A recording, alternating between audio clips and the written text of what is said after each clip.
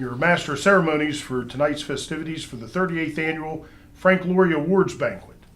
This evening, before we get started, we'd like to stand and do honor to our flag. So if you'll join us at home, we're going to stand and say the Pledge of Allegiance. Please join us. I pledge allegiance to the flag of the United States of America and to the republic for which it stands, one nation under God, indivisible, with liberty and justice for all. Good evening, everybody. It's an exciting evening here for the Frank Loria Banquet. Tonight with us is Mike Secret, who is the president of the Clarksburg Columbian Club, who along with Harrison County School Systems helps co-sponsor and organize this event. Mike, would you like to give us some opening remarks for this evening's event? Absolutely, Mike. Thank you all for joining us here today for the 38th annual and hopefully the last virtual Frank Loria Awards banquet. This is a little bit different than how we've done it in the past. Normally we have it in a banquet hall, at a conference center, and everyone's here together.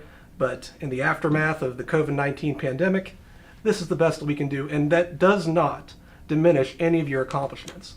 Please know that you, all the players, you're members of a very elite fraternity. You're a member of a group of people, all Harrison County teams going all the way back for 38 years. That's really impressive. They can never take it away from you. It's something that you will have forever.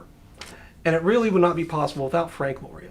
Frank Loria is a Harrison County native. You're going to hear a lot about him throughout the course of this banquet. But just keep in mind that he was a Division I player from Clarksburg, West Virginia, played at Notre Dame. He was a local guy. And he really inspired a lot of people, both through his play and his coaching.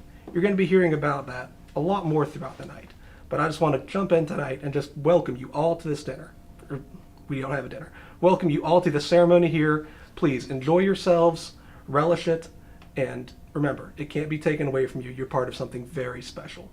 You're right, Mike. I mean, this is a virtual banquet again this year, and we all pray that it's our last virtual banquet. But certainly this is as important as any other evening when we've had folks in the audience. It's the same result. Every one of these young men are going to be honored for their athletic accomplishments, along with the special awards that we give throughout the program. Before we excuse Mike, and we're going to replace him with somebody better, we just want to say thank you to the Clarksburg Columbian Club. I've been the chairman of this for over 2 decades, and before me was a great individual who helped get this started in the form of Clarence Fiber, Mike. But thank you. You're probably the 23rd president I think I've welcomed here. I think I was the president a couple times, but great job. And we're going to replace you with somebody even better. One of my favorite people in Harrison County for sure, and probably in the entire state. I think she's done a great job. But our superintendent of Harrison County Schools, Doris Stutler. Mike, we're going to need your seat. Thank you, Mike. Thank you. Good evening, Madam Superintendent. Good evening, and thank you for such a nice welcome. I think we should tell everybody you're a little under the weather today, and even though you look great, you still are suffering through this with us this evening. I appreciate that, and I appreciate being here for the 38th Annual Frank Loria Awards Ceremony. We keep hearing banquet, but I see no food. But this is a ceremony, and it's such an honor to be here and to honor our athletes this evening for their academic achievements and also for their athletic skills and ability. So it's truly an honor to be here. And we got a tremendous class this year, Madam Superintendent. And, Yes, we did. You've given me a good thought. If somehow, and God forbid, we end up in a virtual event again next year, I'm going to pile food on this table so we can pretend like it is a banquet. But without any further ado, we have some great folks coming to honor you all this evening. And remember, that's why they're here. They're here to honor you. And part of that is speaking about why we have this banquet, why it's gone on for 38 years, and why it's one of the premier sporting events in all of West Virginia. And that's because of Frank Loria. And, everything that you would have received at the regular banquet, had we had that, you're going to receive here. And that's really thanks to a couple people, one sitting next to me, Superintendent Stutler, but also Angela Amons, who does a tremendous job putting all of this together, and Todd Poole, who's I think been around as long as I have, or at least close. And Todd not only brings you this great program this evening, but does a wonderful job when you receive the portraits and some of the other things that you get. Both Angela and Todd were instrumental in getting those done. We're also joined for the first time this year by David Oliverio. I hope I'm not around as long as Dave will be, but Dave's one of our new technical people who helps live stream this to all of you so that you can enjoy it. So with that, I'd like to take a second to introduce one of my close relatives, and I just love him to death. This is Frank Loria Jr., and Frank Loria Jr. was not born when Frank Loria was killed in the Marshall plane crash in 1970, but he was on his way here, and he's got some good words for all of us. So would you please take that over, Mr. Poole? Fellas, gave a good effort out there today. But let me be clear about this. A good effort is not enough. Now, I'm proud of you. But I will not accept losing with you. Because there's only one thing they judge us on. There's only one thing people remember.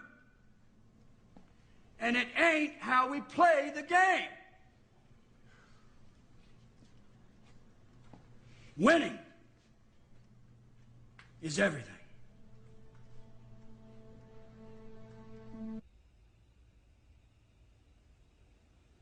Who was right? Your boy Tolly? Winning is everything and nothing else matters. I mean, I've said that so many times myself, I lost count. You know, and it doesn't matter in what sport, and it doesn't matter what country. Any coach who's worth a darn in this business believes those words. Fact.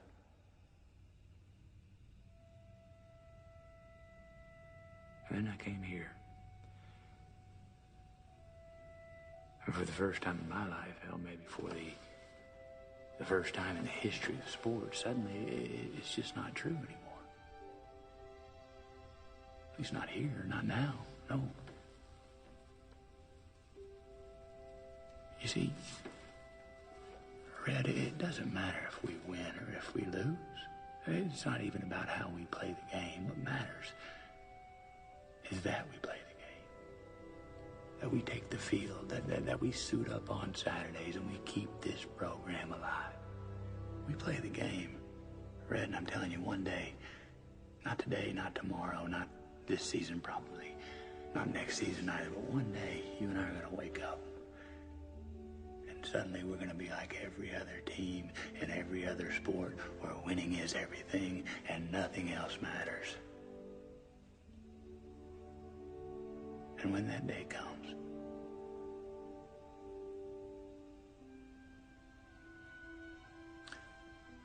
well, that's when we'll honor them.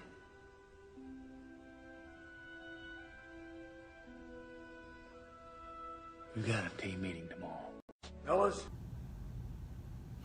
Hi everybody, it's Frank Loria Jr. Calling you from my car outside of Hackensack Hospital in New Jersey where I was working today. Hope everybody's doing great, and really it's an honor for me to be here tonight. I hope you got to see the video of the We Are Marshall clip. That's my favorite part of the movie, and I thought it was really fitting to share it with you all tonight, especially because just the fact that you were able to play a football season this year is just truly remarkable. It would have been perfectly fine for the season to have been canceled. It's perfectly understandable for those who chose not to play.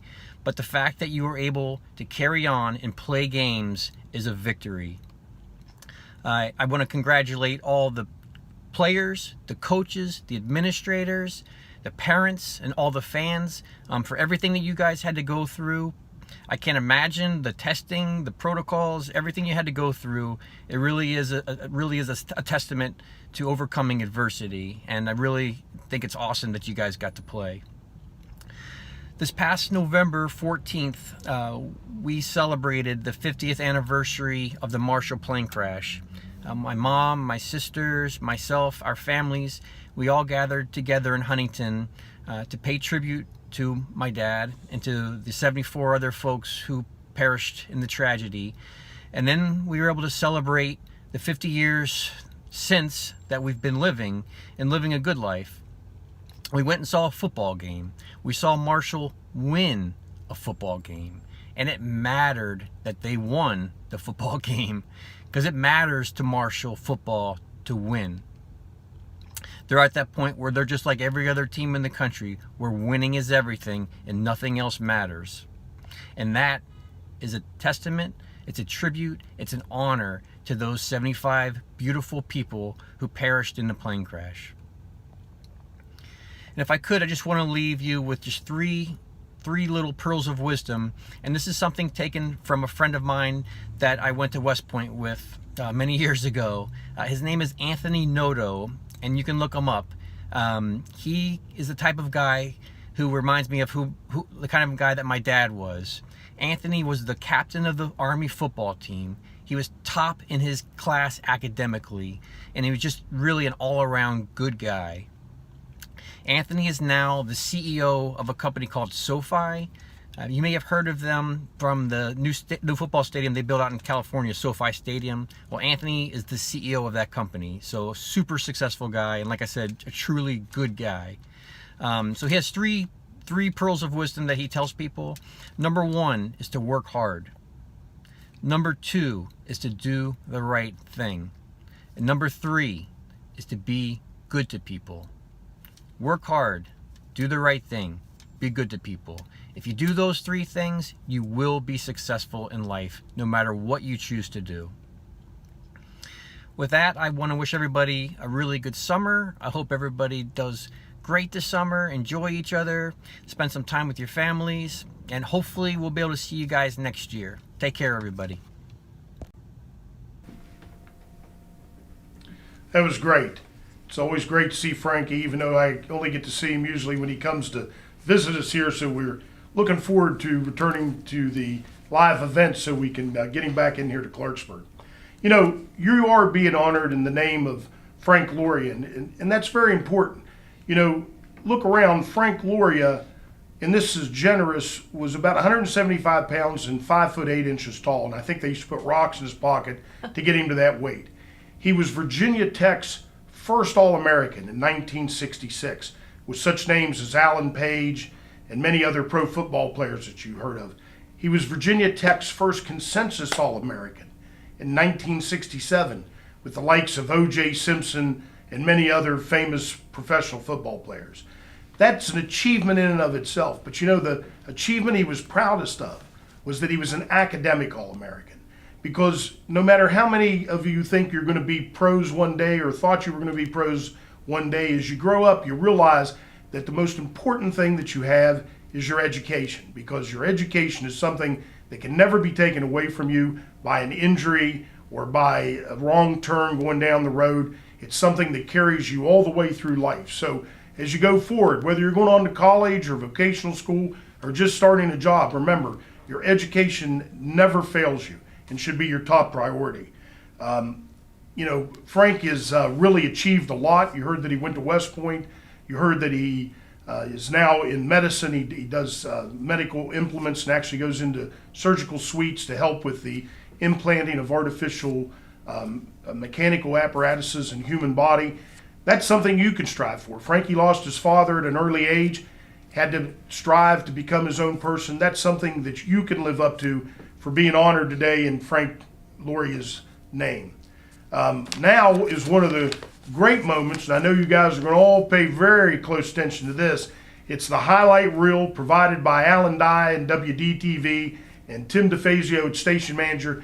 They've been doing this every year for us, I think, for about 2 decades. So you're going to get a copy of this. Enjoy it. I wish I had one from when I played. Todd? Welcome to the annual Frank Loria Awards Banquet. After one quarter of play, Virginia Tech leads Marshall 10-0 on this Thursday night.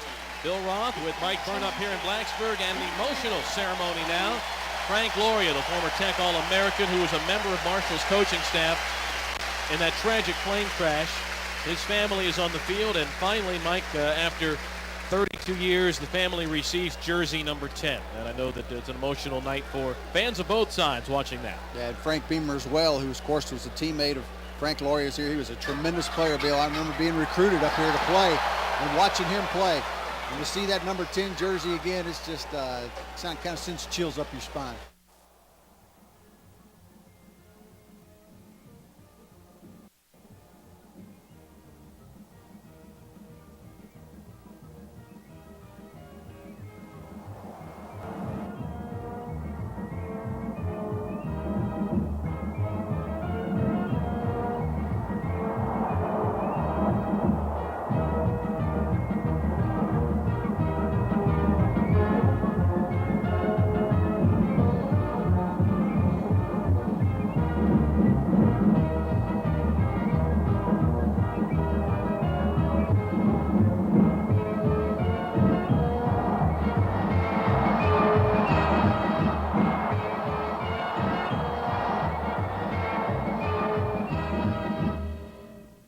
The coach has named Frank Loria of Virginia Tech as defensive halfback. The smallest All-America at 5'9" and 175 pounds, Loria ranked among the nation's finest punt return specialists, averaging 14 yards per carry.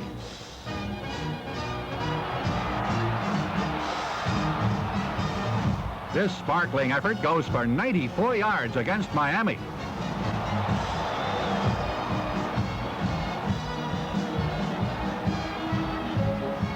Another TD for All-American Frank Loria of Clarksburg, West Virginia. Now, the coach's 1967 All-America team passes in review. Leading off, the 12 outstanding specialists who make up the defensive platoon. Ends, Ted Hendricks, Miami. John Garlington, Louisiana State. And Tim Rosevich, Southern California. Tackles, Dennis Byrd, North Carolina State. John Sandstrom, Oregon State. Guards, Greg Pipes, Baylor. Granville Liggins, Oklahoma. Linebackers, Wayne Malin, Nebraska. Adrian Young, Southern California. Defensive backs, Frank Loria, Virginia Tech. Bobby Johns, Alabama. And Tom Shane, Notre Dame. Now the All-American offensive platoon. At center, Bob Johnson, Tennessee. Guards, Harry Olszewski, Clemson. Rich Stoddard, Houston. Tackles, Ron Yeri, Southern California. Edgar Chandler, Georgia. Ends, Ted Kwolek, Penn State. Dennis Homan, Alabama. Flankerback, Ron Sellers, Florida State. Fullback, Larry Zonka, Syracuse. Halfbacks, Leroy Keys, Purdue. O.J. Simpson, Southern California. Quarterback, Gary Beeben, UCLA. Now let's meet the All-Harrison County first team. From Robert C. Byrd, Xavier Lopez. From Bridgeport, Cam Cole.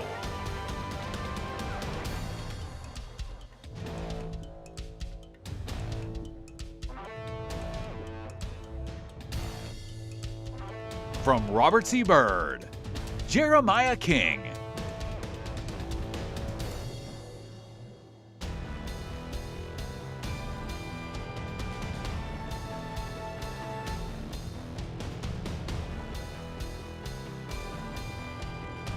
From Liberty, Savion Biafor.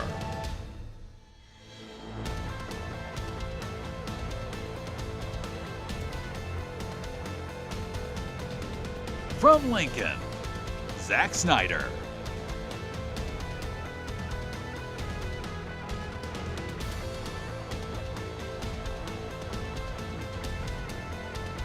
From Bridgeport, Peyton Henderson.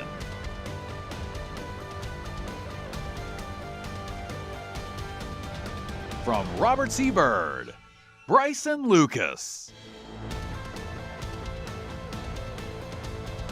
From South Harrison, Jacob Haddix.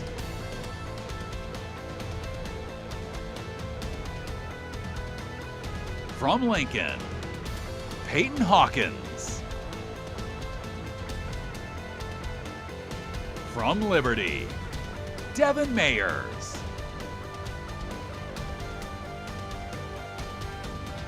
From Robert C. Byrd, Charles Leggett.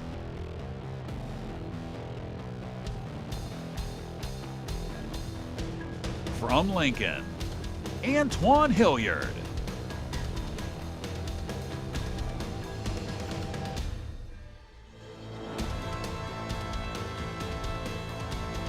From Bridgeport, Wyatt Miner.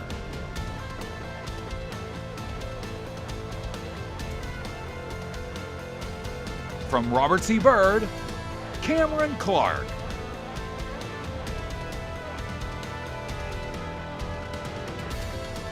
From Bridgeport, Devin Hill.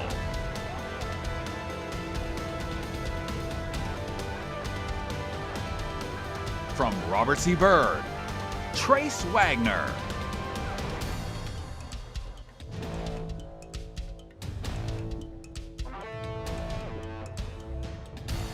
From Lincoln, Corey Prunty.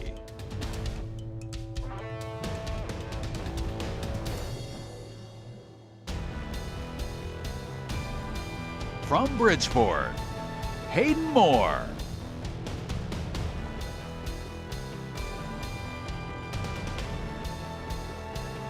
From Liberty, Chayton Harris.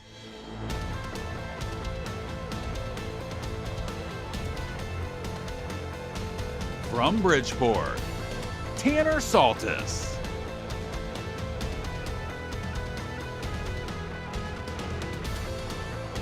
From Bridgeport, J.D. Love.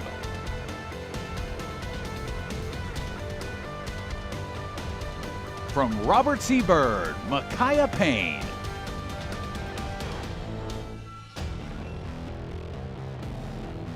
From Liberty, Tanner Moore.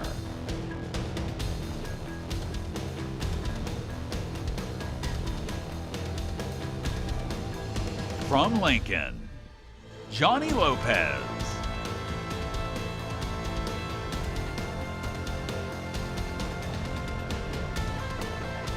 From Bridgeport, JT Mueller.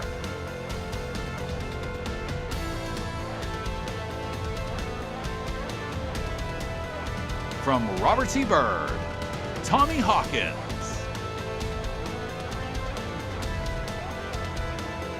From Lincoln, Levi Moore.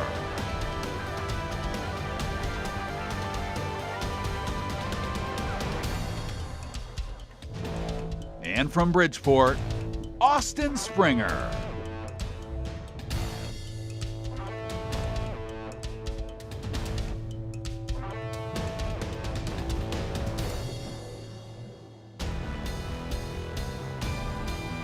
Congratulations to all the honorees and enjoy the rest of the evening.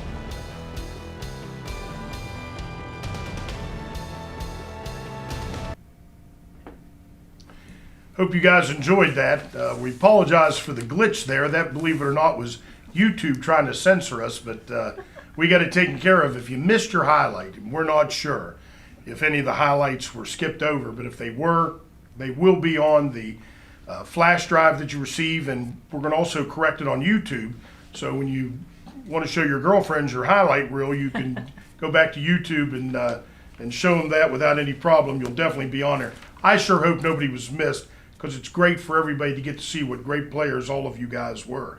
That said, you know, it doesn't feel like the normal Frank Loria banquet. And I just want to say that normally you would see Coach Red Dawson, and those of you that saw We Are Marshall will remember Coach Dawson. He was the one that happened to get off of the plane and helped coach back a Marshall football team. He's always here to honor you guys. Of course, every coach from all of the West Virginia state colleges and universities come to practically every event, and they're always so happy to see all of you guys. Many of you will be playing for them. And of course, the likes of Senator Facemeyer, Senator Joe Manchin, the governor, they always come to honor our players, and certainly would be here, and certainly hate for you guys to miss that. But remember, they're all thinking about you, and they're all honored by everything that you've accomplished. Now we're going to ask our superintendent to give us a few remarks about this evening. And Madam Superintendent? All right, thank you. I just wanted to say, I guess when Frank Loria Jr. was speaking earlier, you know, we have already tended to forget about what this year was like. And this school year was a difficult year.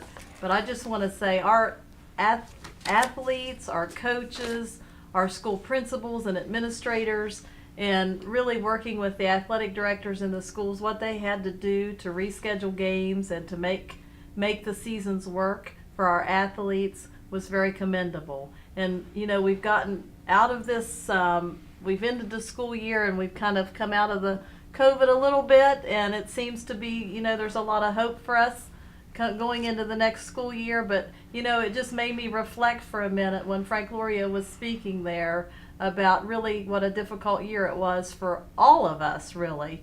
And so I just want to say how proud we are, Harrison County Schools, of our athletes and what you've been able to accomplish in this season that was really had a lot of hardships, a lot of rescheduling, didn't know from probably one day to the next what teams you may get to play. You worried about getting quarantined and not getting to play.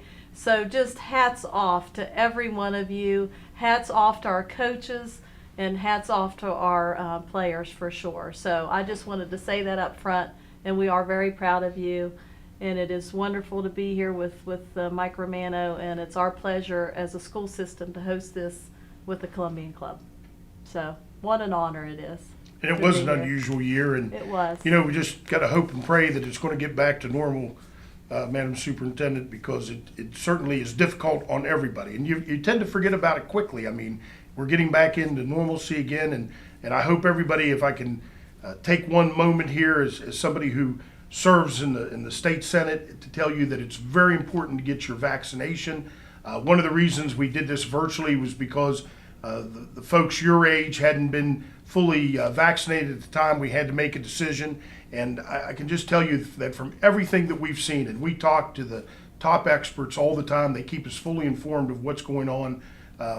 It's a worthwhile vaccine to get, to not only keep yourself safe but those around you.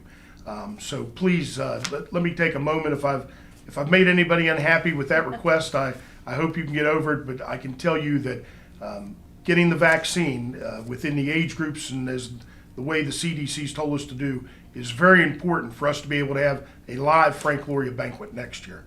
For sure. And I want to add one thing. I actually just happened to be at a conference for just a couple days, and I was there with all 55 counties. And actually I had mentioned that we had this banquet set up, or we were doing a ceremony for Frank Loria. It's amazing how well recognized this is across the state. So I think the Columbia Club and this banquet in general has really got a recognition. So hats off to the Columbian Club and for sponsoring this to recognize our athletes in such a special way. And we couldn't do it without you all. So. The school has made it very special. I remember when I took this over, we were holding them at the individual schools. We used to cook the food out on the grill in the back of the school, and we've certainly come a long way.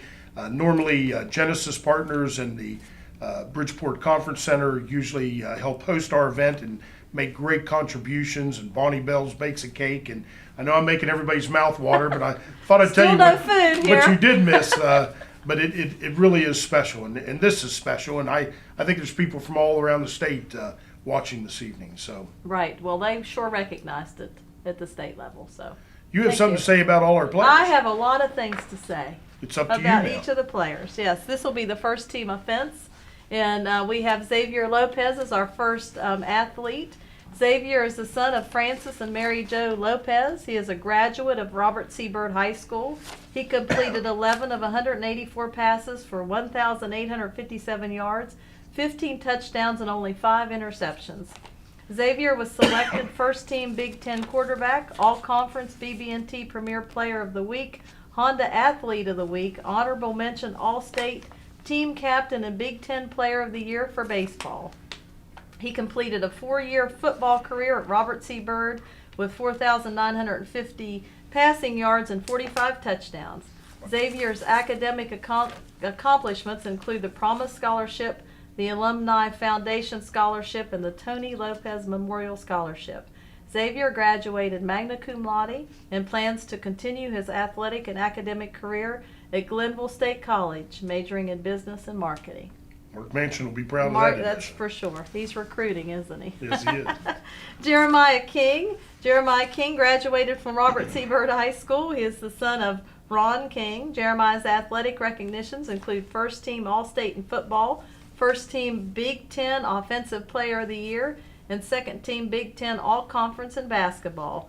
Jeremiah racked up 189 carries for 1,718 yards in 10 games, an average of 9.1 yards per carry, and 24 touchdowns. He also caught 15 passes for 347 yards.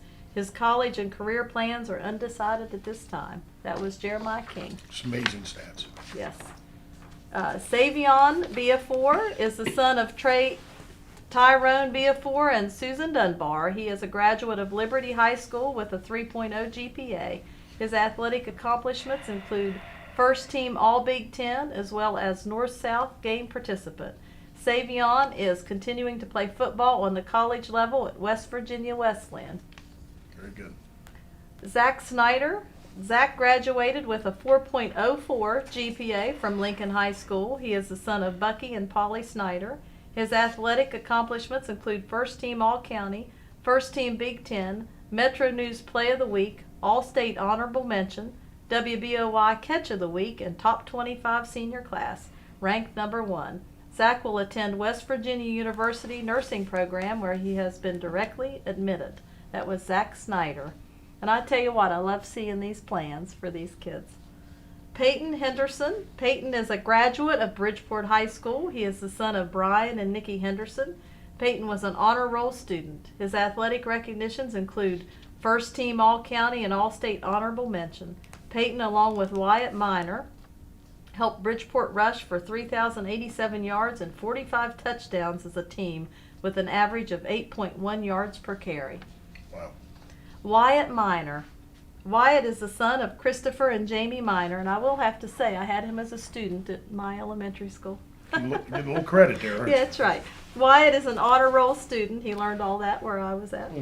His athletic accomplishments include first team All-County, first team All-Conference, special honorable mention All-State, 2019 AA State Champion, and 2020 AAA State runner-up. Wyatt is a member of the Congregational Missionary Church and Youth Program. He has attended Rivals, WVU, Marshall, and Virginia Tech football camps. Wyatt has been rated number 6 offensive lineman in AAA, Coalfields and Company 2021. Wyatt trains with Wes Brown at Guerrilla Sports Specific Training. That's Wyatt Minor. As we continue, we have Peyton Hawkins. Peyton is a graduate of Lincoln High School. He is the son of Rob and Holly Hawkins. His accomplishments in athletics include first team All Big Ten Conference, first team All Harrison County, second team All State Metro News Scholar Athlete of the Week, an invitation to play in the North-South football game, and second team All-State CNC Coalfields. Academically, Peyton is the top 25 senior class, ranked number 7. He plans to attend Alderson Broaddus University, majoring in exercise science. He will also be a member of the football team. Charles Leggett. Charles is a graduate of Robert C. Byrd High School, is the son of Amanda Leggett. He provided balance for the Eagles on the offensive line. His recognitions in athletics include first team Big Ten. Charles is undecided at the time regarding his future plans. Moving on, we have Devin Myers, a graduate of Liberty High School. Devin is the son of Stephen and Anna Myers. His athletic accomplishments include 2020 All-State football lineman, honorable mention, and 2020 All-County football lineman. As for Devin's academic recognitions, Devin has been an honor roll recipient every semester for 4 consecutive years. Selected Student of the Month, agricultural education certificates for completion of courses in agribusiness systems and plant systems. He has been awarded the Warren and Betty Burnside Scholarship and the Fairmont State University SOAR Award Scholarship, Opportunity, Achievement, and Responsibility Award. Devin plans to pursue a business administration degree with an emphasis on management. He aspires to have a career with the Federal Bureau of Investigations. So we may have an FBI agent. Need more right here. That's right. That was Devin Myers. You know, Madam Superintendent, maybe we should have told them that the parents and the student athlete are supposed to stand when you read this about them. So at sure. home, I hope you I stand wish we and could see that. you're standing every time I want to take a drink the of superintendent has an opportunity to read all these great achievements. And the thing I'm the most impressed about is almost every one of these young student athletes have done a great job in school. They have. And that's very impressive. I heard a magna cum laude and a #1 in the class in that. In my era, that was unheard of if you played sports. So really impressive. All right, we Good. have Cam Cole. Cam attends Bridgeport High School. He is the son of Terry and Jennifer Cole. Cam's athletic accomplishments include the Indians' new single-wing system where he was able to earn a spot on the All-Harrison County team. He rushed 132 times for 1,301 yards and 18 touchdowns. He was chosen for first team All-Big One Conference, first team AAA All-State Football, WDTV Player of the Week, WBOY Athlete of the Week, Coalfield's AAA Player of the Year, and Metro News AAA Player of the Year nominee. Cameron has been awarded the Academic Letter and Lamp Awards 2 years in a row. His future plans are to attend college and continue to play ball. That's Cam Cole. Jacob Haddix. Jacob is a junior at South Harrison High School and the son of Sarah Farrell and Jamie Haddix. His athletic awards includes first team All-County, Class A, second team All-State, and WDTV Player of the Week. Jacob plans to further his education to pursue a career in welding upon graduation from high school. So that's Jacob Haddix. Antoine Hilliard. Antoine is the son of Marvin and Carolyn Hilliard. He is a student at Lincoln High School where he is an honor student. Antoine's athletic accomplishments include first team All-County, first team Big Ten Conference, and the All-State Honorable Mention. Antoine plans to attend college after graduating high school to pursue a degree in business. So Antoine Hilliard. We now have Bryson Lucas. Bryson is a graduate of Robert C. Byrd High School. He is the son of Antoine and Christy Lucas. Bryson finished his season with the Eagles with 42 receptions for 706 yards and 6 touchdowns. His athletic accomplishments include first team All-Harrison County, second team All-State Football, Honda Athlete of the Week, Big Ten Conference Player of the Year for basketball, first team All-State for basketball. Academically, Bryson is a recipient of the Alumni Foundation Scholarship. Bryson will continue to play basketball with a full scholarship to California University of Pennsylvania, where he will study Management Information Systems. Now we have Cameron Clark. Cameron is a student at Robert C. Byrd High School and the son of Clay and Sherry Clark. He has been selected for first team All-County. Cameron is an honor roll student with a 3.08 GPA. Cameron led the conference with 46 points, 43 of 47 on point after touchdowns and 2 touchbacks. This was his first year to play football. That's wild. First year to play football. He is the starting goalie for the soccer team. Cameron plans to attend trade school pursuing drafting or possibly carpentry or electrician certification. So congratulations. We're now to the first team defense. We have Devin Hill. Devin is a graduate of Bridgeport High School.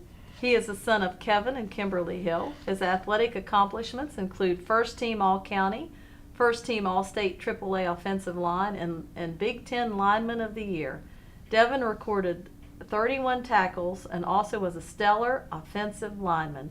Devin's 3.37 GPA has procured him a place on the AB Honor Roll, both semesters as well as the Student of the Month. Devin plans to attend WVU to pursue a nursing degree, which we do need nurses, do we not? Yes, we do. Mr. Romano.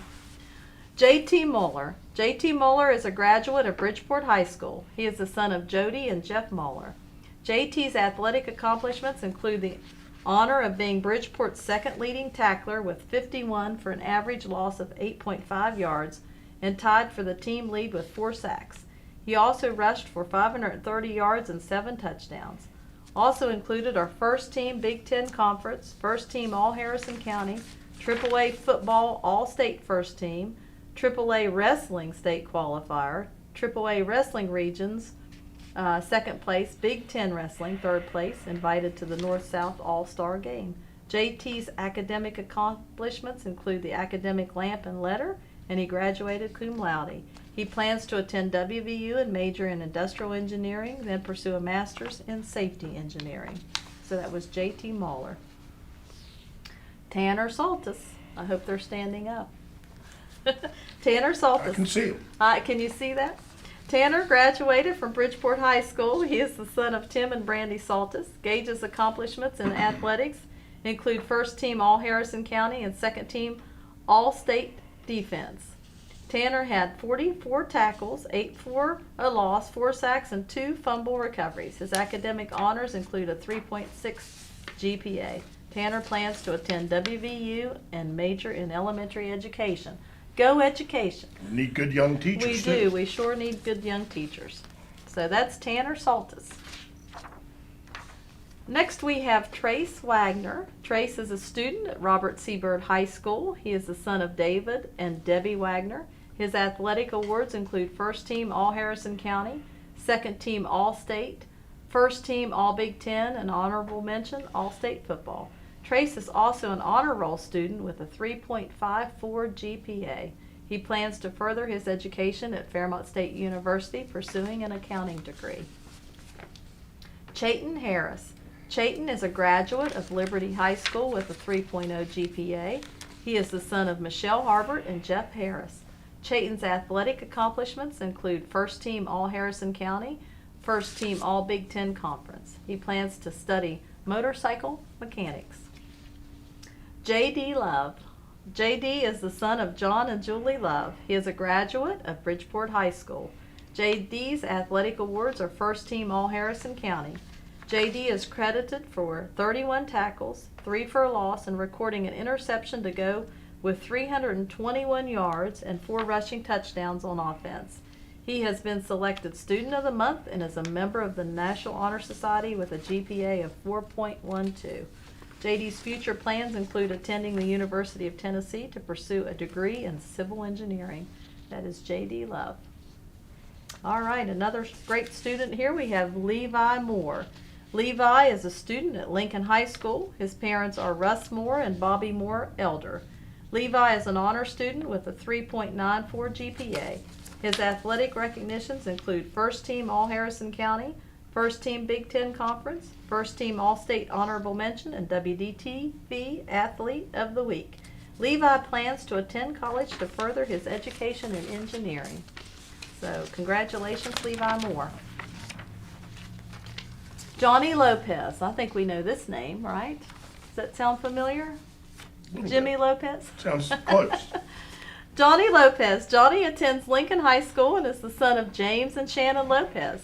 His athletic accomplishments include first team All Harrison County, first team Big Ten Conference. Johnny is an honor student with a 3.5 GPA. He has future plans of enlisting with the United States Air Force. Wouldn't expect anything less. No, for sure. Congratulations, Johnny. Tanner Moore. Tanner is a graduate of Liberty High School. He is the son of Julie and Shannon Moore, and actually they're a neighbor of mine, so there you go. Tanner's athletic recognitions include first team All Harrison County, first team All Conference, All State Special, Honorable Mention, and first team All Big Ten Conference. He was on the honor roll at Liberty High, and he plans to pursue a career as a power lineman.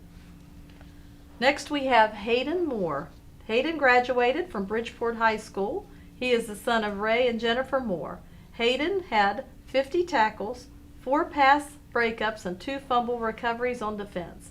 On offense, he recorded 554 rushing yards and 11 touchdowns to go with 5 catches, 132 yards, and 2 touchdowns receiving.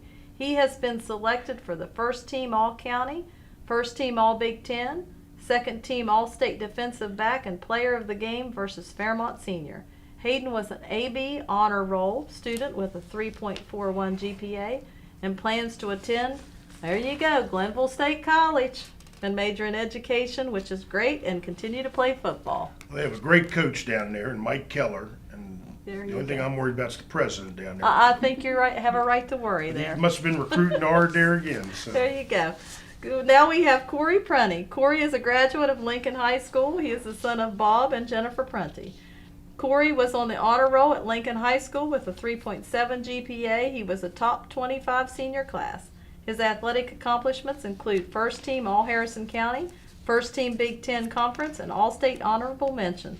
Corey plans to further his education by attending Fairmont State University to study computer science and minor in business. So congratulations. Next we have Tommy Hawkins. Tommy is a graduate of Robert C. Byrd High School. He is the son of Adam and Erica West. Tommy's athletic accomplishments include first team All Harrison County, first team Big Ten Conference, and WBOI Athlete of the Week for basketball. Tommy's future plans are pursuing a career in masonry. Next we have Micaiah. Am I correct? Micaiah Payne. I don't want to mispronounce. Micaiah graduated from Robert C. Byrd High School. Angela and David Hodgkinson are his guardians. His athletic accomplishments include first team All Harrison County. Micaiah was an honor student with a 3.02 GPA and has been awarded the CFFC Scholarship and the Alumni Foundation Scholarship. He will attend Alderson Broaddus University to pursue a degree in physical therapy. And last but not least, we have Austin Springer. Austin graduated from Bridgeport High School with a 3.37 GPA. He is the son of Eddie and Jennifer Springer. Austin punted 11 times for an average of 33.2 yards with a long of 47. He placed 2 kicks inside the opponent's 20-yard line. His athletic recognitions include first team All Harrison County, first team All Big Ten Conference, and AAA state football runner-up. Austin has been awarded the Promise Scholarship and 3 engineering scholarships from WVU. He plans to attend WVU and major in civil engineering. So what a great group of athletes. I got to say, unbelievable. In my time, that was probably the most impressive group of athletes academically that I think we've had ever, maybe in the entire history of the Frank Loria Wow. Awards banquet. I mean, just Over every one of 38 them years. were Unbelievable. Every one of them were academically well-rounded, and there were some really top students in that group. But I'm just going to take a quick. I was going to say, yeah, temperature. Yeah. I was going to take a quick second to mention that, if any of you students are out there trying to decide what to do in the future, if you read the papers, we have a great aerospace program here in Harrison County, and the school system's been a part of that for several years now. And it's a track that you can get on with a lifetime job here in Harrison County, West Virginia, doing any number of things in aerospace. If you want to take the short route, I think there's an 8-week course at Pierpont Community and Technical College. I think tuition is paid for by the state.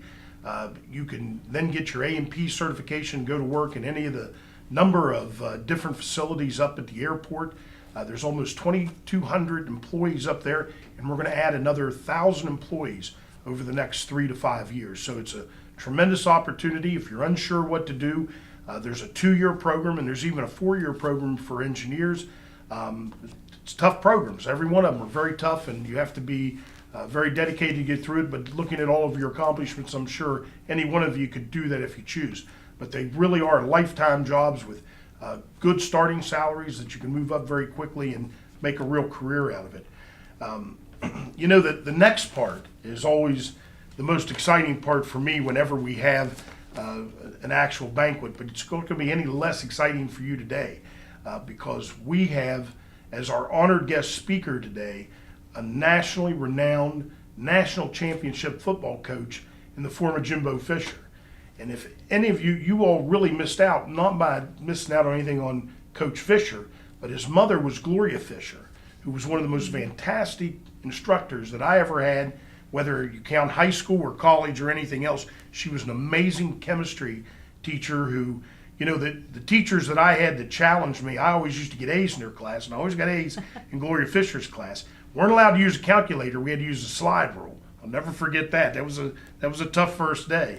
And but you can tell why Coach Fisher has turned out to have the accomplishments he had, because he had such a wonderful mother who I know drove him very hard. But Jimbo Fisher has taken time out of his schedule, his spring recruiting schedule, which is grueling, where they travel all across the country to speak to you tonight. And remember, he's a nationally, receives national accolades, won a national championship. But he's here to talk to you because you're a Frank Loria Awards recipient. Here we go. Hello, I'm Jimbo Fisher, the head football coach at Texas A&M, and it's a great honor for me to be with you all tonight. And mainly because I used to walk the same fields, walk on the same practice fields, the game fields, same parts of town and everything that y'all did. And it's always great for me to be able to talk to you guys coming from home. I take special pride in it. I spent my whole life, as you'll see, and we'll talk about it in a little bit, about goals and aspirations, having dreams of leaving just like you do now. Now I spend all my time trying to figure out when I can come home, because it's still home. But I say it's great for me to speak with you tonight because, like I say, I have a lot of pride in where I came from in Clarksburg, and there's a lot of great people to help me reach goals and aspirations and things that I'm still trying to reach today that started in those same seats in which you're sitting in right here today. And first, and also, I'd like to congratulate you on the honors in which you've won. People understand, as an athlete, a student athlete, and the things that go on now, the hard work, dedication, and the commitment it has to take to not only play a sport, but to play it at the highest levels and be selected on all-star teams, all county teams, all state teams, the things that many of you men and women have been able to do. And it's a great honor for me to be able to speak. I wish I could be there with you, truly, I do. I wish I could be back there and I could go get me a pepperoni roll and have me some great homemade Italian food and some of the things that go with Clarksburg. But we'll do with what we got right here.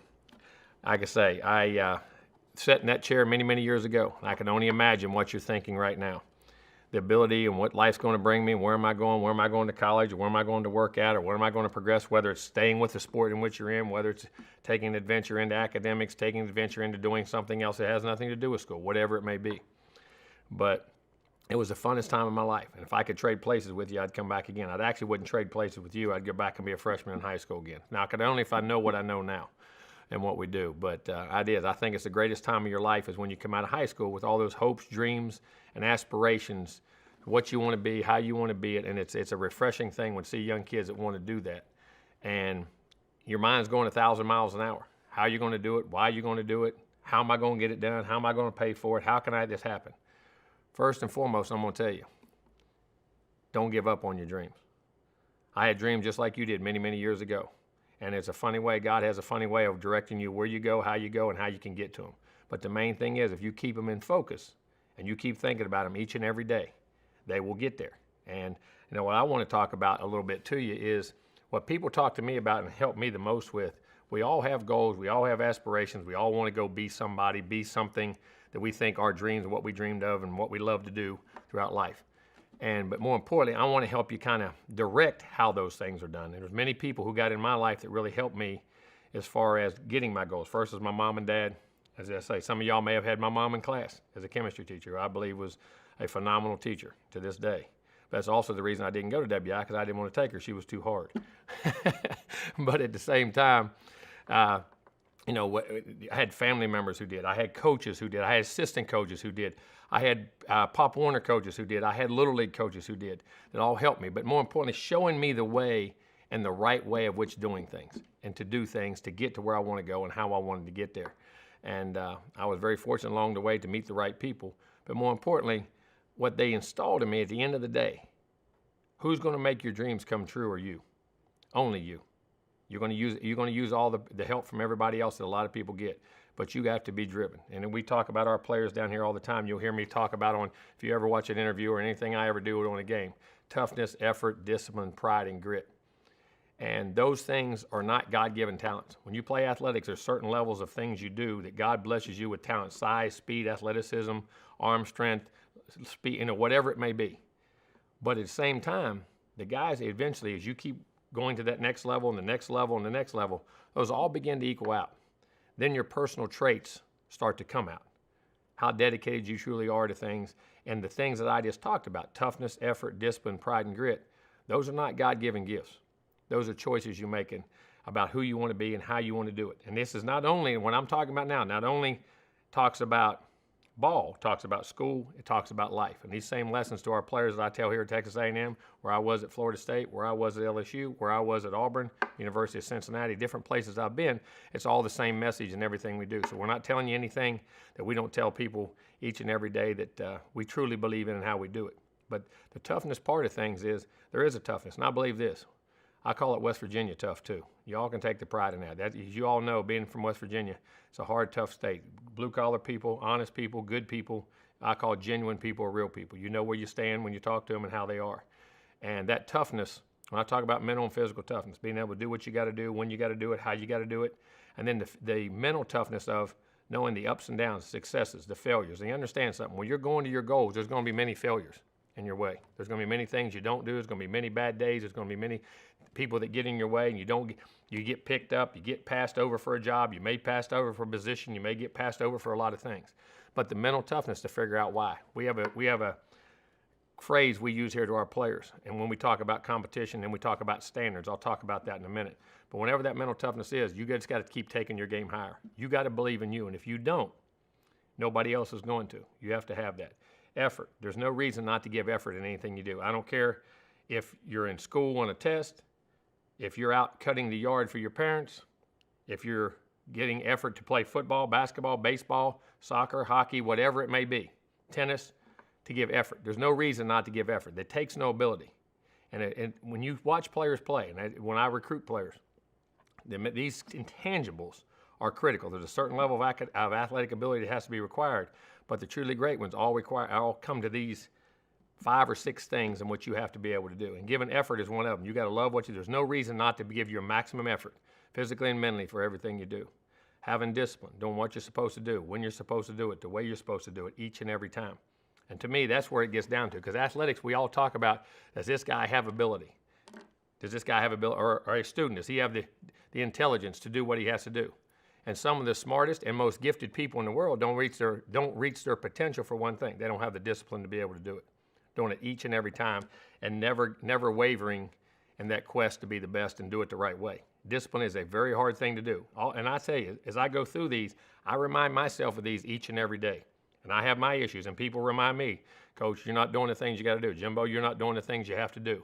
And it goes back to a lot of these sayings. That's why I always brought up toughness, effort, discipline, pride, and grit. These things are things that we have to remember to be able to do. And the discipline part of it sometimes can be the hardest because it takes the most mental strain of everything you do. Then you got to have pride. You're putting your name on it. And when people hear your name, what do they think? They think this guy's accountable. Is he dependable? Is he who he says he is? Is he going to give you the best effort in which he has each and every day? Is he going to do everything in the classroom? Is he going to do everything for people around him, whatever it may be? But having pride is a big thing. Pride can be a great thing to have, and it can also be a negative if you let your pride get in the way of things. But having pride in what you do, when you put your name on it, what it stands for, what it means, there's something to that. And then there's a thing called grit. Grit, to me, is the most common trait of successful people in the world. I don't care if it's football, I don't care if it's basketball, I don't care if it's business, I don't care if it's anything. And there's a book on grit. If you ever grab it and read it, it's a tremendous book that I've read and I put a lot of stock into. Grit at the end of the day is sinking your teeth down into something and not letting go until it gets done. Because there's going to be successes, there's going to be failures, whether it's success or failure. Because sometimes success can cause you not to get your goals just as quick as failures do because you get too absorbed in that. You don't think of the principles and the base way of doing things. You don't trust the process and you get outcome oriented, which we're going to talk about in a minute also. But having grit, those guys who never give up. You've played against them, and maybe you are one of those people. The people hate playing you or you hate playing against them. No matter what, they're coming. No matter what the situation, they're coming. They're going to find a way at the end of the day to get it done, whatever they have to get done. And like I say, it's the most successful trait in every human being in the world that are successful. It's the most common one. It's the thing, and you can't measure it. Grit by each guy can get measured by each person, how much grit he really has. And the more grit you have, the more success you have. I truly believe that. I live by that motto each and every day in what we do. But, you know, as we talk about those traits, we got to understand, we got to apply those traits to what? What my dreams and what my goals are. And we tell our players this each and every day, and we make them write down their goals. There was a study in Harvard many years ago in a business school. And they took 100, over a 10-year period, they took 100 students. They made them all write down their goals and what they wanted to do. They brought them back 10 years later. 87 of those guys wrote them down then and then had some success in what they've done. 10 other guys or women, they took their goals and they read them once a month. Those people had twice as much success as the ones who never read their goals. There were 3 people who read their goals each and every day they got out of bed and started their day off. After 10 years, they had made 10 times as much money as the other people altogether. The point about that is goals are great. Everybody has goals. Everybody has dreams. But do you reach your goals, and how do you reach your goals? And what we tell our players each and every day is that we always say to get our goals and to get what we want in life, we have to sacrifice. I hate the word sacrifice. Sacrifice to me means, and I'm always looking over my shoulder to see what I missed. What am I giving up to do something? When you think you're giving something up, you naturally don't go as hard into what you're doing because you're always worried about what you're missing, what party I didn't get to, what thing I didn't get to, whatever it may be. We tell our players you got to prioritize. Each and every day you have a set of priorities. Those priorities have to match your goals to what gets you to your goals. And today I have these 3 or 4 things to do. This, and this. If I get those things done, then I have time to go hang with my friends, take my girl on a date, whatever it may be. If I don't, I stay to those priorities are done. And this is where everybody gets out of whack on getting goals and aspirations, and we blame everything except the guy in the mirror. You got to look at the guy in the mirror at the end of the day when you don't reach what you want to reach. And sometimes you need help, sometimes you need a lot of things. But when you look and do you really prioritize what you do, how you do it, the way you do it each and every day, and make a list of those things so you can reach your goals. Because what we're trying to create each and every day, here's what I'm going to get to, is habits. Habits, we all have them. Good, bad. Myself, everybody else in the world. And we are what our habits say we are. What you do daily is who you really are. Now, you can hide them, you can shield them, but when pressure comes and those big moments come, whether it's your job, your school, your ball, whatever it is, those biggest moments, when you look back, when pressure comes, your daily habits of what you do are coming straight to the surface. You cannot help it because we're all creatures of habit and we do what we do. And I hear players all the time, my players tell me all the time, well, Coach, you know, on Saturday, I can't believe I didn't make that play. On Thursday, twice, I did it perfectly. I got it, okay? Well, on Monday through Wednesday, you did it wrong 5 times. So which is the habit, the 5 or the 2? Because when those situations come, and that goes back to work ethic, because there's a little saying here we say, we don't practice till we do it right. We practice till we can't do it wrong. And there's a difference in that. And that means each and every time you play, each and every time you do something, each and every time you lock into something, you got to lock into it physically, but more importantly, you got to lock into it mentally. To be able to put yourself in that situation for what you're trying to play, what you're trying to do, so you can have success. You know, the greatest quote, and I always say this, is one of my favorite quotes I quote. I'm a Michael Jordan guy. I know your generation is all LeBron, it's all KD. Listen, they're all phenomenal players. I have nothing to say. Guys, they're just not Mike, okay? So maybe I'm a little biased by my generation, but they asked him one time, Mike, how do you change in the last 5 minutes? Why are you so good in the last 5 minutes of a game? Why is it so, what do you do different? What do you do that you never fail in those situations, or very rarely? He said, they said, how do you change? He said, I don't change. Everybody else changes. They said, what do you mean? He said, every day in practice for me was the NBA Finals. See, we all put the work in. The point I'm going to make to you, and I'll keep going on this, we all put the physical work in. Do you put the mental work in when you're practicing what you do? And I'm talking about ball, but I'm also talking about school, life, your job, whatever it is you want to be. We put the physical work in. Everybody does. Everybody practices hard. Everybody does it. But every play to them, do they focus that they have to do it perfectly? Is there a great attention to detail, or are they just doing it, putting in time? Because when you practice something, If you practice hard, if you practice for 2 hours and you don't practice right, it's worse than that's worse than if you just skip practice because you created 2 hours of bad habits. And what he always did, and the thing he could do, he could take himself there mentally. If you watch The Last Dance, you understand. Now, a lot of guys had a problem with that. A lot of people couldn't match his intensity. A lot of people thought he was too tough. But what did he achieve? He had his goals. Because see, here's what you got to be able to do, and here's what you got to understand. When you're reaching goals and you're reaching greatness, you can't think realistically.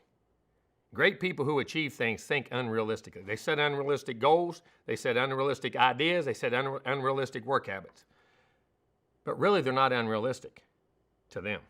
They are to the normal human being. Because in normal life, people want the easy way out. They want to do things halfway. They want things given to them. They don't want to work for them. The great players think unrealistically. They practice unrealistically. They play unrealistically.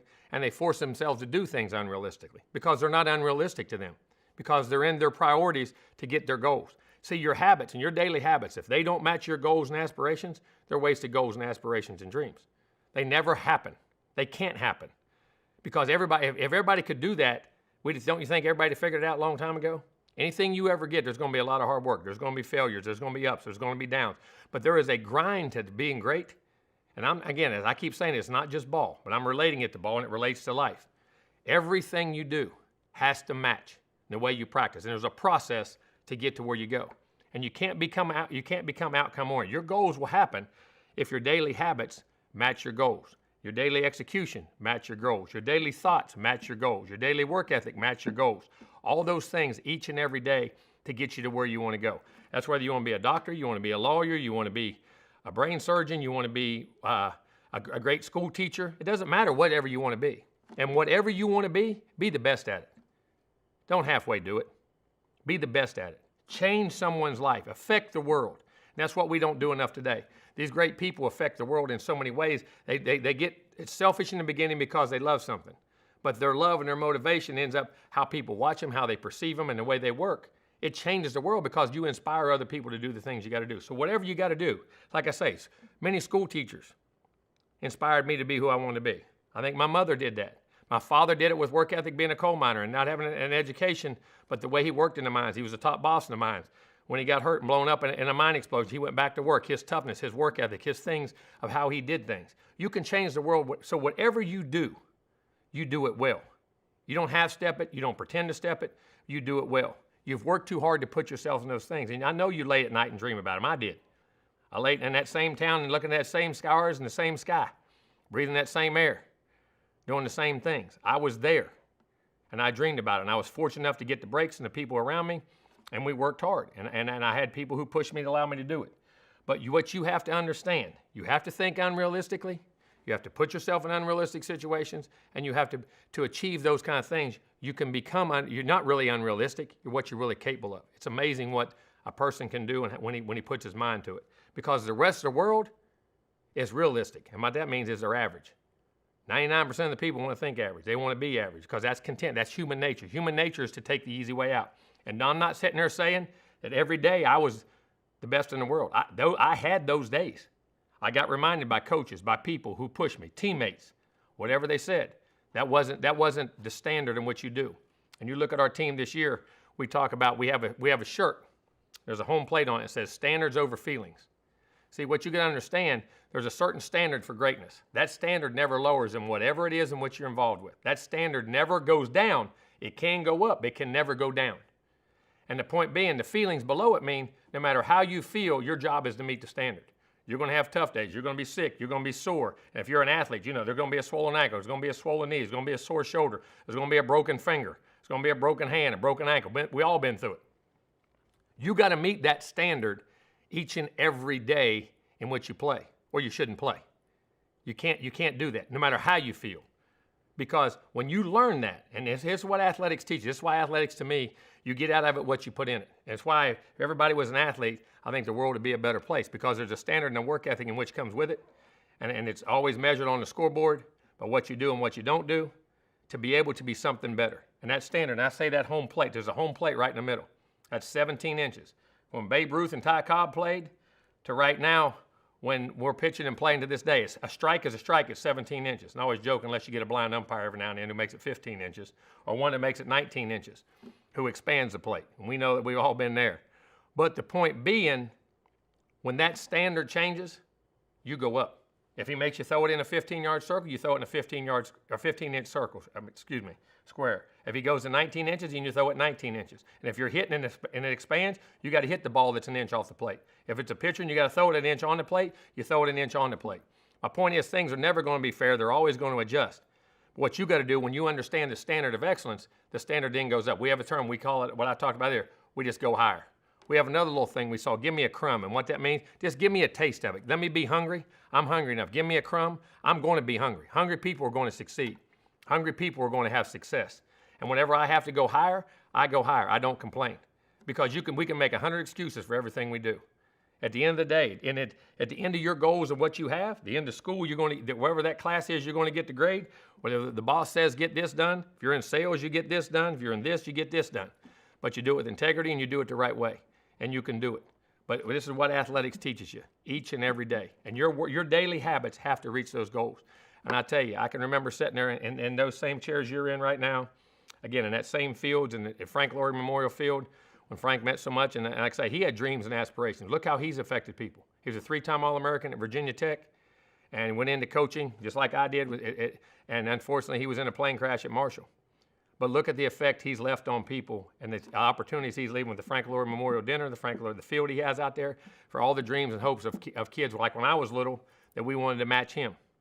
And I think, there's things, the way you can affect people, the way you can do the things with people, with your work habits each and every day. And here's the other thing. If you don't reach all your goals, you don't reach your aspirations, but you put your heart and soul into everything you do, you can put your head on the pillow and go to sleep at night and know it. Because listen, everything doesn't always happen, but it's amazing when you don't let up and you understand the purpose, you can develop the habits, you have the work ethic, you have the intelligence. And I'm going to tell you this, don't be afraid to ask for help. Somebody out there say, hey, I need help. I had thousands of people who helped me on my journey to be able to do the things I'm doing right now. And each and every day, these things I'm telling you, I haven't made anything. Each and every day I tell myself these same things. And I catch myself not doing them sometimes, just like because I'm human. Somebody has to remind me, I remind myself, and I look at my goals each and every day. What we want to do, what we want to do for the team this year, what I want to do as a coach this year, what I want as the overall perception of my career as a coach, and what I want to stand for and what I want to help. All the things I'm telling you, I try to do each and every day. And I'm human too. People have to remind me of that each and every day. But it is attainable. Dream big, you can do things big. But if it's you want to stay in Clarksburg and be a teacher, you want to stay in Clarksburg and work with your family, you want to stay there and work with kids, whatever it is, success is in your own mind of what you want. Don't let the public ever change what success is for you and what you want to do. But don't ever put limitations on yourself. Don't let people put limitations on yourself. Think unrealistically. Great people think unrealistic. You think Tom Brady doesn't think unrealistically? He's 43, going on 44, wins 7 Super Bowls. You think that's normal? You think Michael Jordan winning 6 in a row? Bill Russell winning 11 out of 13 and player coaching 2? I mean, those people never thought realistically. They never let people put limitations on them. And don't you do that to you. But, it's with great honor that I sat here before you, and I wish I could be there in person. I think we could even have a better talk. But I know they asked me to do this, and it's the first time I've ever been able to do it. And hopefully it can give back and inspire some of y'all to do the things you want to do and help you. Reach out to me. Find out, if there's anything we can write down for you to can help you get to where you want to go. I'm here for everybody. I love Clarksburg. I love being at home. I love the people from there. I want to see y'all do well. So I wish you nothing but good luck. It's an honor and a blessing to be able to speak to you. So I hope you reach your goals and aspirations. And I'll talk to you and see you soon. Take care. Bye-bye. What a great speech by Coach Fisher. And I'm just so honored that he took the time to speak to all of you guys. And, there's a lot of important information for you there that you can take home and carry with you long after this evening's over. After you're done playing football and as you move forward in life. And one of the most important things he said was that you can always make an excuse. But when things get tough, when you get knocked down, your measure is how quickly you can get up and get moving again. I was also glad he mentioned his mom. I didn't know if Coach was going to say anything about his mom, but I wish every one of you could have had a class with her because it really was a special instructor to tell you how to get things done, and it obviously had a big influence on him. Mike Secret, who was the Columbian Club president, will be very disappointed. But if you notice, this program saves the best for last. And so we're getting towards the best here. And certainly Coach Fisher was part of the beginning of the last part of this program because he is the best. And we get to go to the coveted awards now, the Frank Loria Awards. And we start with the academic award winner, which is the superintendent is going to take the opportunity to do that. And this is probably one of the most important awards that a student wins. And it's always so close. You know, I want to say this, that first of all the awards, with the exception of the academic award winner, is selected, and you know this, Madam Superintendent, that they're selected by the area sports writers and the coaches. And there's a very specific voting system, and we get, you know, paper ballots, and we certainly, review those carefully in counting up the votes. And let me tell you, most of you guys got votes for one of the top awards. But this award is strictly based upon what you do as a student athlete, how well you can balance your athletics with your academic education. And it's always close, and it was no different this year. But let me just read that the academic award winner is certainly in line with Frank Loria's life, who was an academic All-American. And I think this student athlete and all of you guys who are doing well in school are going to be on the same path. Madam Superintendent, who is the academic award winner? I think we will reveal that the academic award winner is J.D. Love. J.D. Love. Congratulations, J.D. I know your mom and dad are really proud of that. That's a real achievement. It sure is.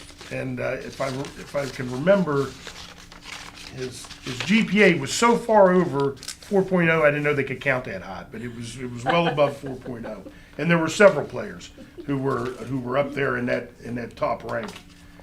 Our next award is certainly one that has always been very coveted year after year. It's the Coach of the Year award.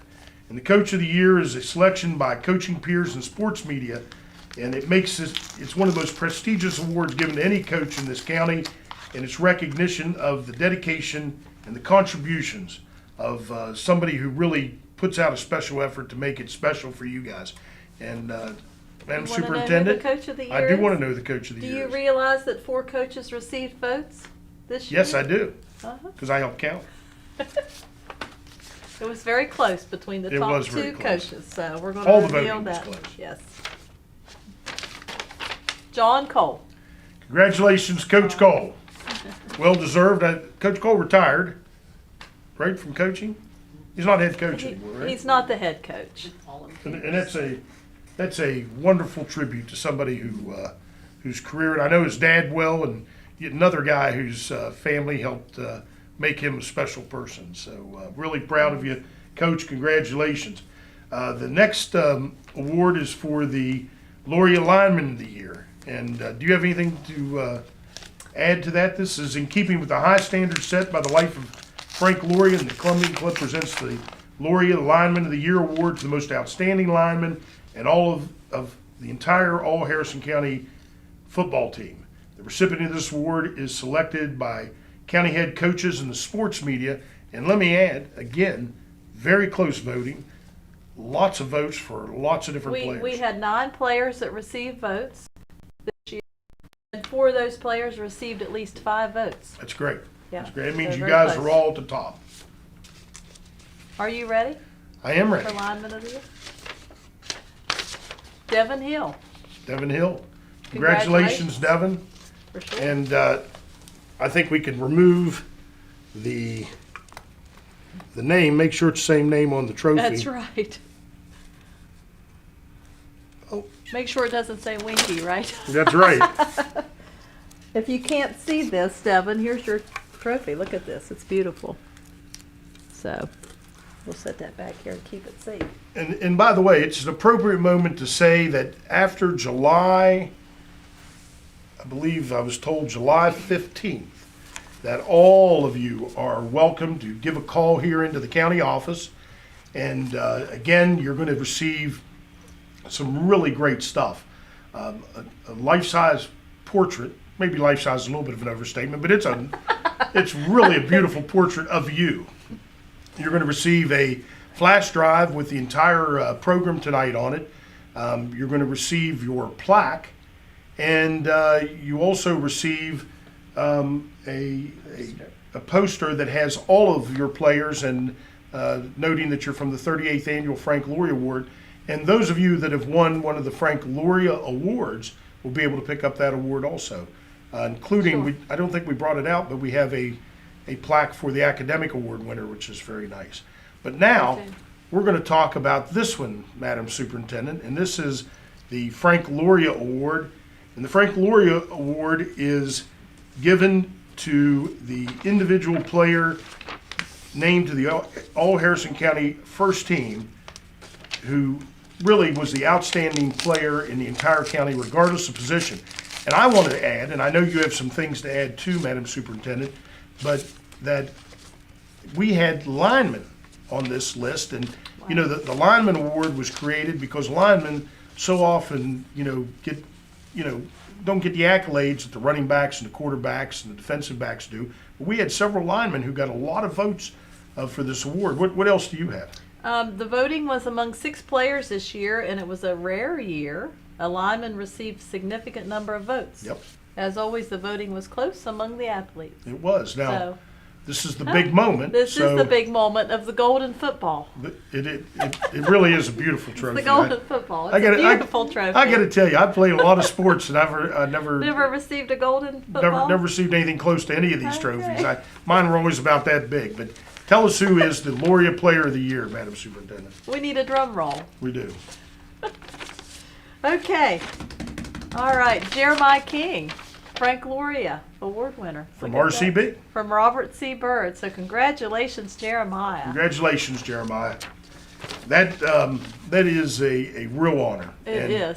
You know, every 25 years we bring back all of the Frank Loria Award winners. And the last time we did it, I think, was on the 25th anniversary. Mm-hmm. And we had almost all of them back. It was really amazing. And they all had done well and gone on to do great things. And I'm sure Jeremiah will also, as will all of you on the All Harrison County first team football team. So with that. Do you want to peel the name off there? Oh, yes, I do. Thank you for reminding me. I even put special tape on there so we can. Look at that. It does. It says Jeremiah King. Do I need to Very hold that nice. up? I think so. Close up of that? This is Vanna. That's Very really nice. a beautiful trophy, and if you don't want it, I think I can change that to Mike Romano and put it on my shelf because that certainly is a handsome trophy. But with that, I think we have really come to the end of the program, Madam Superintendent. Do you have any closing remarks you would like? Other than I'd just like to say congratulations and thank you for joining us this evening. It's been my pleasure to recognize all these student athletes, both academically and your athletic work for this past year, and we're looking forward to moving on next school year. And seniors, I know you've got a bright future ahead of you, so we're excited about that, and check back with us to make sure that we can see what you're doing, all the great things. And I just would like to say I'm sorry. No, I'm great. No, I thought I cut you off I there. was going to give you this silver football. I can put that on myself. Yes. I just want to say how proud I am of all of you. I've been doing this for a lot of years and been through several superintendents now, and you're the best that we've ever had, by the way. Well, thank you very much. But you know, I do want to say this, and my daughter, who was selected for a scholarship where she was supposed to get to go to Washington D.C. and meet the president and the Supreme Court and everybody. You know, she was disappointed at first, but after she went through it virtually, you realize that things could always be much worse. And we've had a tough year, and certainly you're bearing part of that and having to have your Frank Loria Awards banquet virtually, but we could have had no football season. Or worse yet, we could have a lot more people who were sick and dying from the pandemic that we've all put up with. So you have every reason to be proud, but even more so, you have every reason to feel blessed because being able to have this, being able to come together, sit with your families, we never thought that would be something that we would have in doubt, but it's certainly been in doubt for us in the recent past. So good things are ahead. Continue your education. It's the most important thing you can do. Stay healthy, and God bless. Thank you all, and this is the end of the 38th Annual Frank Loria Awards Banquet. Thank you for attending.